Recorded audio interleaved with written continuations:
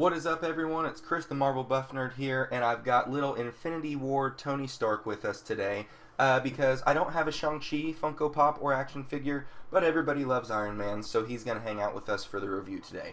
This is going to be my review of Shang-Chi and the Legend of the Ten Rings, the newest entry into the Marvel Cinematic Universe franchise. And overall, it was actually a really good time. I was lucky enough to get to screen this last week, actually, at CinemaCon in Las Vegas. Extremely grateful for that opportunity and the chance to be there and see all the cool stuff that I did. And I'm really excited to bring this movie to my movie theater here in town, and also just to let you guys know my thoughts on it. It's a really strong entry. It's, in my opinion, much stronger than Black Widow. This movie actually feels consequential to the overall story and universe. And I'm a sucker for a good origin story, and it does the origin story thing very well. It makes you feel for Sean, or Shang, whichever name you want to go for. It makes you feel for him emotionally. It makes you feel for him because he's just trying to prove himself and find who he's really supposed to be and be happy with himself in the world.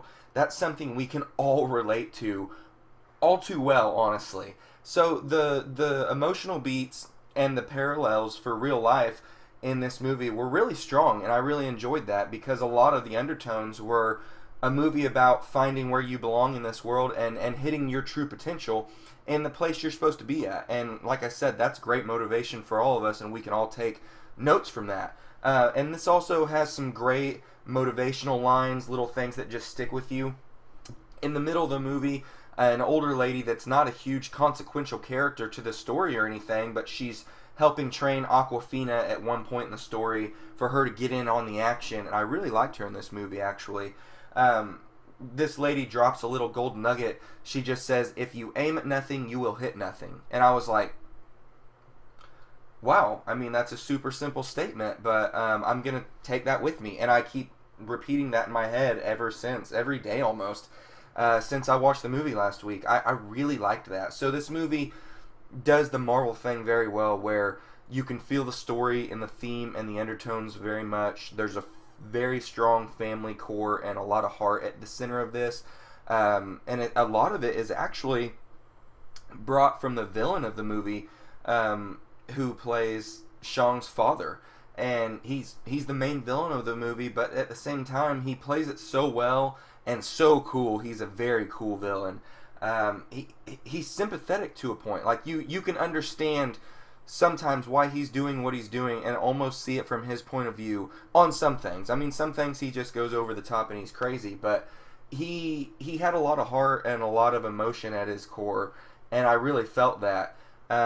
So overall, this just it does everything very well I wanted it to, and delivered a little bit more. The humor hits almost every time. There might be a joke or two that might not hit for you, but overall the humor was very good. There's always going to be a little bit of forced humor in a Marvel movie. That's just something we've come to expect, and none of it did. It all landed pretty well for the most part for me, and I liked that. The fight choreography was absolutely top notch. This has some of the coolest, if not the coolest and best fights in the MCU. Maybe only second to, in my opinion, Captain America the Winter Soldier. I love the fight scenes in that movie. The fight scenes in this are very strong, and they're very reminiscent and pay homage to the Jackie Chan days. And some of the stunt coordinators from Jackie Chan's days actually worked on this movie, so it makes sense. The bus fight is a huge action standout set piece in this movie, especially where he's just doing so many cool moves that just pay homage to Jackie Chan for sure, but he's kicking everybody's ass, and it just does such a great job of showing that. And there's no dodgy CGI anywhere or anything like that I saw that I could pick apart. So overall, it was done really well from start to finish. It was directed really well. The story was strong. The action was amazing. The CGI was top notch.